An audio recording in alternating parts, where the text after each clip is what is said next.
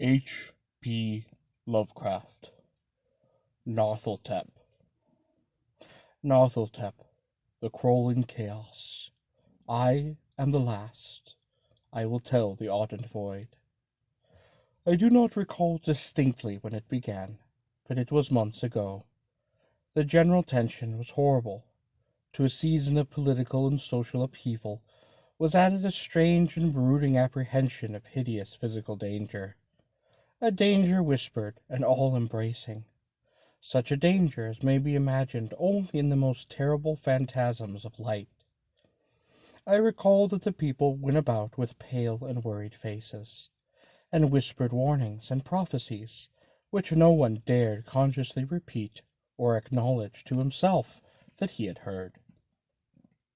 A sense of monstrous guilt was upon the land, and out of the abysses between the stars swept chilling currents that made men shiver in dark and lonely places. There was a demonic alteration in the sequences of the seasons. The autumn heat lingered fearsomely, and everyone felt that the world and perhaps the universe had passed from the control of known gods or forces to that of gods or forces which were unknown. And it was then that Nyarlathotep came out of Egypt. Who he was, none could tell, but he was of the old native blood and looked like a pharaoh. The Felhi knelt when they saw him, yet could not say why. He said he had risen up out of the blackness of 27 centuries, and that he had heard messages from places not on this planet. Into the lands of civilization came Nyarlathotep, swarthy, slender, and sinister, always buying strange instruments of glass and metal, and combining them into instruments yet stranger.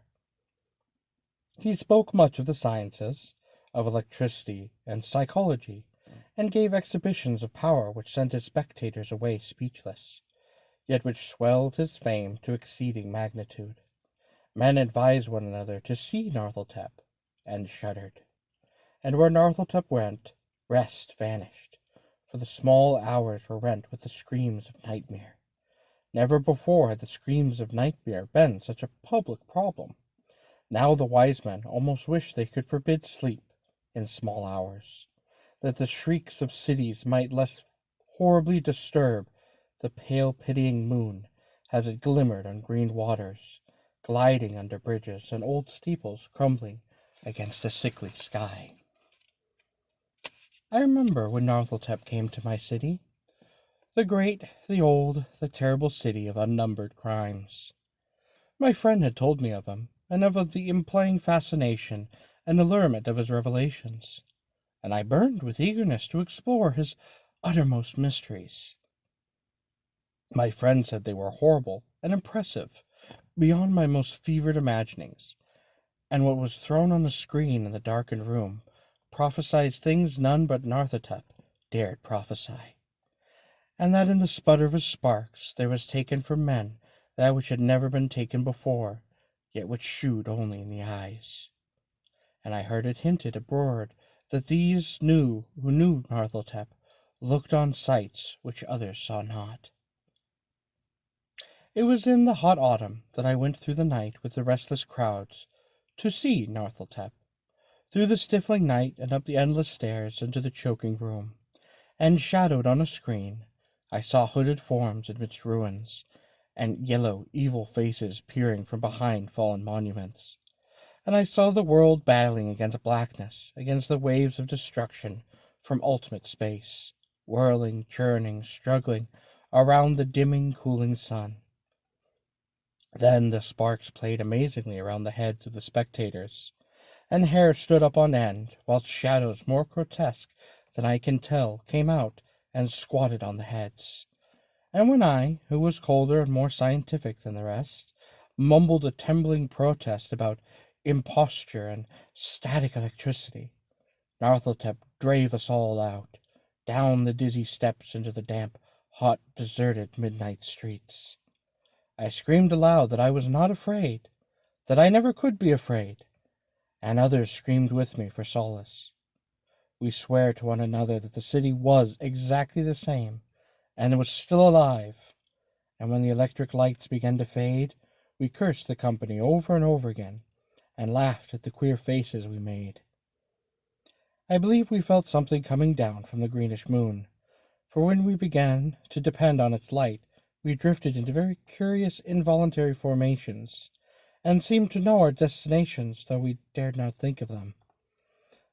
Once we looked at the pavement and found the blocks loose and displaced by grass, with scarce a line of rusted metal to show where the tramways had once been. And again we saw a tramcar, alone, windowless, dilapidated, and almost on its side. When we gazed around the horizons, we could not find the third tower by the river, and noticed that the silhouette of the second tower was quite ragged at the top. Then we split up into narrow columns, each of which seemed drawn in different directions. One disappeared in a narrow alley to the left, leaving only the echo of shocking moans. Another filed down a weed-choked subway entrance, howling with laughter that was quite mad. My own column was sucked toward the open country, and presently felt a chill which was not of the hot autumn, for as we stalked out on the dark moor, we beheld around us the hellish moon glitter of evil snows, trackless, inexplicable snows, swept asunder in one direction only, where lay a gulf all the blackest for its glittering walls. The column seemed very thin indeed as it plodded dreamily into the gulf. I lingered behind, for the black rift in the green-litten snow was quite frightful, and I thought I had heard the reverberations of a disquieting wail as my companions slowly vanished. But my power to linger was slight, as if beckoned by those who had gone before me. I half floated between the titanic snowdrifts, quivering and quite afraid, into the sightless vortex of the unimaginable. Screamingly sentient, dumbly delirious, only the gods that were can tell. I sickened, sensitive shadow withering in hands that are not hands, and whirled blindly past ghastly midnights of rotting creation, corpses of dead worlds with sores that were cities, charnel winds that brush the pallid stars and make them flicker low. Beyond the world's vague ghosts of monstrous things, half-seen columns of unsanctified temples that rest on nameless rocks, beneath space and reach. Of unsanctified temples, up to dizzy vacuum about the spheres of light and darkness. And through this revolting graveyard of the universe, the muffled, maddening beat of drums, and thin, monotonous whine of blasphemous flutes from inconceivable, unlighted chambers beyond very time. The detestable pounding and piping wont to dance slowly, awkwardly, and absurdly, the gigantic, tenebrous, ultimate gods, the blind, voiceless, mindless gargoyle, whose soul is Nyarlathotep. This powerful poem was written in the early 1920s. It first appeared in the United Amateur for November of 1920, but at this time the United Amateur was frequently issued months later than its cover date. The quasi-Egyptian god Nyarlathotep makes a striking debut here. In his tale, he seems symbolic of the ultimate degeneration of the world and the universe. Like the statement of Randolph Carter, the story is largely based on a dream he had, a dream so striking that Lovecraft wrote the first full paragraph of the tale before he was even awake.